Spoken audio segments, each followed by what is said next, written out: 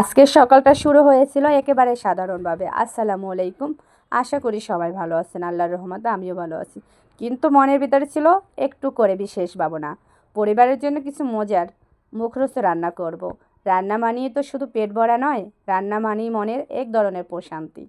প্রথমে রান্না করলাম মজাদার জাল জাল মাখানো মুরগির গোশত, কষিয়ে ভালোবাসা মিশিয়ে, যেন প্রতিটা মশলাই গল্প বলে। তারপর রান্না করলাম সুগন্ধে ভরা ভরপুর পোলাওর ভাত, যেন শুধু খাওয়া নাই, বরং পরিবারের প্রতিটি সদস্যের মুখে তৃপ্তি হাসি ফোটানোর জন্য।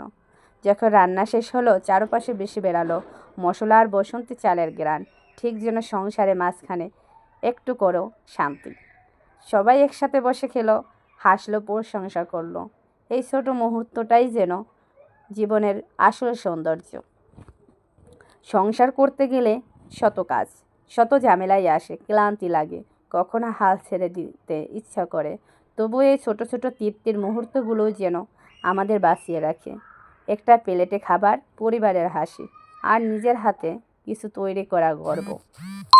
এইসব মিলিয়েই তো সংসারের রং। আজ বুঝলাম, রান্না শুধু চুলার পাশে দাঁড়িয়ে কাজ নয়, এটা হলো ভালোবাসা দিয়ে সময় কাটানো, সম্পর্ককে একটু শক্ত করে ধরা। তাই বলতেই ইচ্ছা করে, সংসার মানেই বোঝা নয়।